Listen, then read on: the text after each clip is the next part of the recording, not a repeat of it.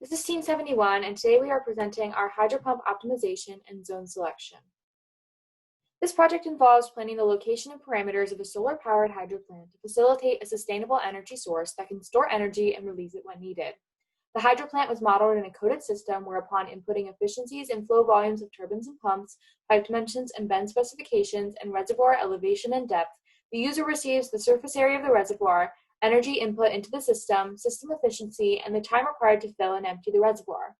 To determine the optimal balance between pump and turbine efficiency and price, models were made that indicated that a pump efficiency of 0.89 and turbine efficiency of 0.92 were most suitable for the system. Upon considerations of cultural and environmental ethics, along with surface area and price considerations, by implementing a decision matrix, Zone 1 was found to be optimal for the hydro plant system. Zone 1 has an efficiency of 0.783 and a price of $556,925.52 when it had a low pump volume of 50 cubic meters per second, a high pipe diameter of 3 meters, a low pipe friction coefficient of 0.005, a high reservoir depth of 10 meters, and a low turbine flow volume rate of 35 meters cubed per second. The creation of the system model was necessary to visualize the plan and make it easier to find where challenges in construction and optimization would be. One of the decisions that needed to be made was where the solar-powered hydro plant would be built. There were 3 possible zones for the plant's construction, each with its own difficulties and advantages. The first zone was lower in elevation than the other 2, but it was the largest and had the easiest access to a road. Its unique challenge was the presence of chemicals in the soil, which have to be dealt with. The second zone was higher up, but it had less area and was more difficult access to the road. Its unique challenge was the presence of an indigenous burial site. Lastly, the third zone was more of a medium elevation with a medium surface area, but difficult and expensive access to a road. Its unique challenge was displacement of trees that currently occupied the site. The cost of accessing a road, preparing the soil, how much area the zone allowed, and ethical issues like the displacement of trees or possibly the displacement of graves had to be taken into consideration when choosing a zone. In order to help us choose which zone would be the best, a needs finding chart was devised to consider the client as well as the public needed from this plant. This helped in the creation of optimization goals for the plant, such as efficiency, affordability, and ethical issues both culturally and environmentally. To organize the project, a variety of methods were used. Firstly, the creation of a work breakdown structure in order to understand what will be necessary for the success of the project. This included multiple levels of project with an overall optimization of the plant being the task. This task was split into smaller tasks like the construction of the model and the choice of zone, both of which were split into smaller and smaller tasks. From the work breakdown structure, a Gantt chart was created to give the project and each of its tasks a timeline. This also added precedence by demonstrating which tasks needed to be completed before others in the case that some tasks relied on other tasks' work and data. Lastly, in order to keep track of the work being done, organize different tasks, and make decisions, team meetings were held almost every day for the duration of the project. For each of these meetings, notes were taken about what occurred, what reaches which was present, which decisions were made, and what was currently being worked on. All of these allowed for a very organized project where everyone knew what was needed to be done by both the team and the individuals.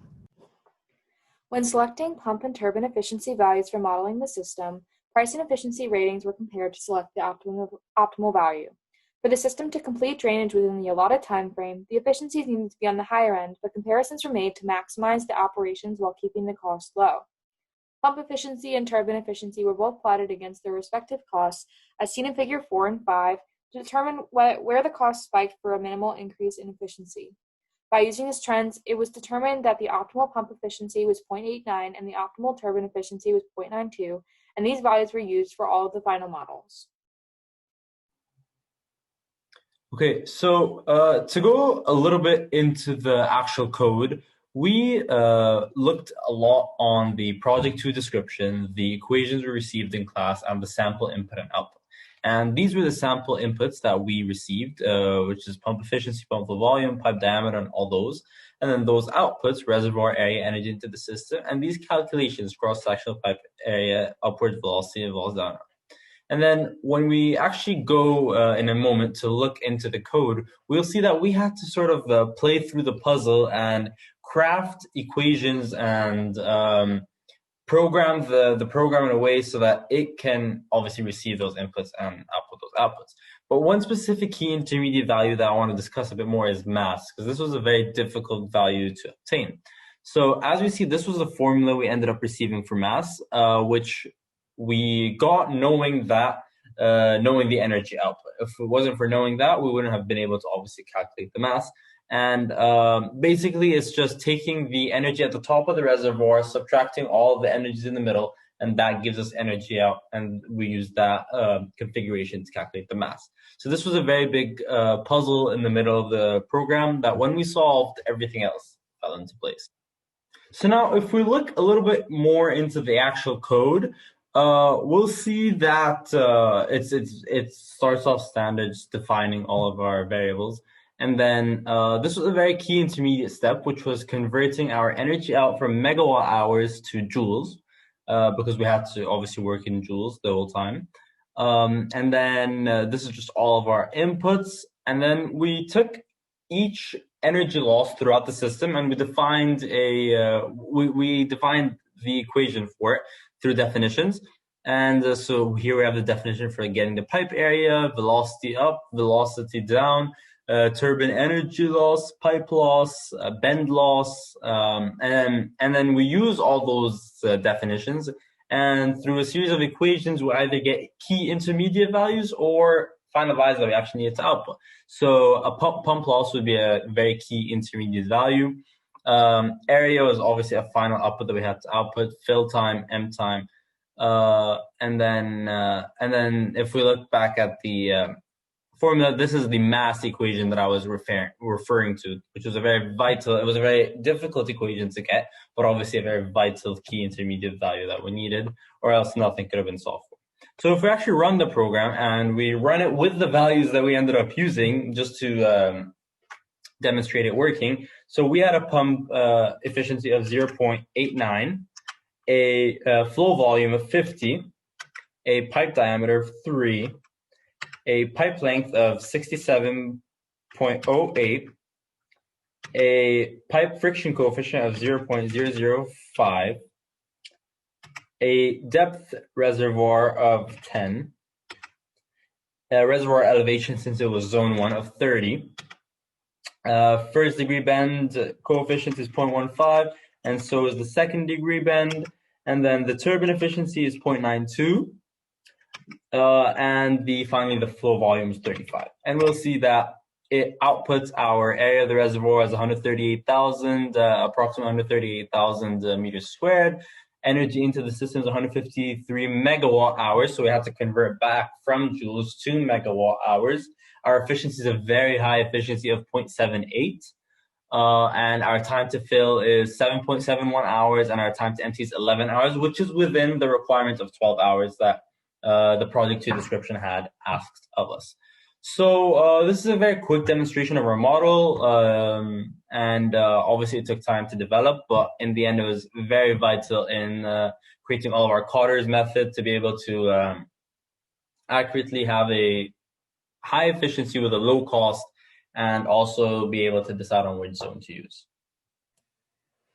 Once our code was complete, it was time to test out our model and to see what inputs would optimize our hydro dam. In order to do this, we used a series of Cotter plots, testing 3 separate inputs at high and low values over a series of 8 trials. At the end of this, we ended up plotting 40 different Cotter plots and found various trends implemented with each. 2 notable Cotter plots are found here. This Cotter plot shows how a very high elevation of the reservoir combined with a high depth of the reservoir outputs a low area. Meanwhile, a low elevation combined with a low depth outputs a very high area. Another trend that we found was in this Cotter plot, where a large pipe diameter outputted a very high efficiency. Both of these trends proved to be very important in our final data. So once we found all of our trends from the Cotter plots, we then made 4 separate combination values in 2 separate zones for our final results.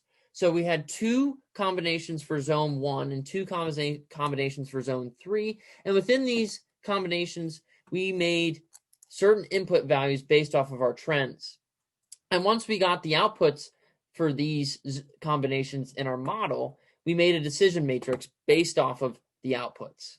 So as you can see here in our decision matrix, we weighted 3 very important factors to be the energy efficiency of the hydro dam, the environmental impacts of the hydro dam, and the cultural and ethical implications of the hydro dam.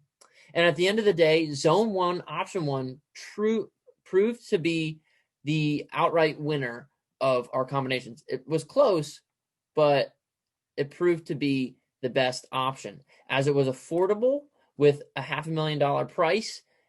It was energy efficient, it was environmentally conscious, and it had zero cultural or ethical implications. In the initial comparison of zones, Zone 2 was eliminated. This was due to a lack of surface area, as Zone 2 only provided 18,874 square meters for the reservoir, while our models projected that we would need over 50,000 square meters.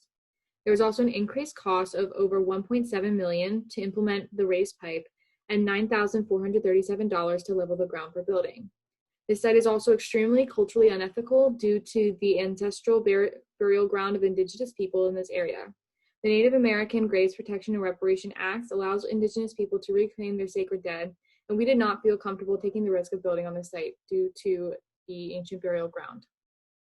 There were some environmental considerations with Zone 3 due to the deforestation required to build the reservoir. Eliminating over the 13,796 trees that would be projected to be in this area would reduce the amount of oxygen in the atmosphere by 1,627,000 kilograms. This would negatively impact the environment and further climate change. There would also be habitat destruction from removing these trees that could eliminate up to 14,000 species under the projection that 1 square kilometer of forest can habitate over 1,000 species. Though new plants would be introduced, it would take many years to restore the ecosystem. Zone 1 faces challenges with hazardous chemicals being in the soil, but with reduced funds from other aspects of Zone 1, bioremediation efforts could be introduced and safety precautions could be implemented to prevent these hazards from being serious to the staff working on the site. So to speak a little bit about another consideration that we took into account was the leaks in the system. We wanted to see what the water leaks were like. So through a bit of research, we found that on average, pumped hydro storage systems leak about 400 liters per minute. Scaling that up to a day is about 576,000 liters per day, or 576,000 kilograms of water every day. Which seems like a lot, but then when you compare it to an average reservoir of 100 meters by 100 meters by 10 meters deep, that's 100,000 meters cubed compared to the 576 meters cubed of water that leak every day. So the ratio of 576 to 100,000 is only 0.567%. And it's because of that extremely small percentage that our team decided not to include leaks into our model, but it is something that we still nonetheless had to investigate. In conclusion, Zone 1 with a low pump flow volume, a high pipe diameter, a low pipe friction coefficient, a high reservoir depth, and a low turbine flow volume was found to be optimal with an efficiency of 0.783 and a cost of $556,925.52. This zone, along with being efficient and cost-effective, had the least amount of ethical concerns, thus making it optimal for the hydro plant. This hydro plant will have a pump with efficiency of 0.89 and a flow volume of 50 cubic meters per second, along with a pipe of a 3-meter diameter, 67.08 meter length, and 0.005 coefficient of friction with 2 bends of coefficients 0.15. The reservoir will be located at a 30-meter elevation with a 10-meter depth, and the turbine will have an efficiency of 0.92 with 35 cubic meter per second flow volume. We want to express our gratitude to the instructional team of 161 course, along with the graduate and peer teaching assistant cohorts, for providing the knowledge and background to allow for Team 71 to model this hydro plant system. Thank you.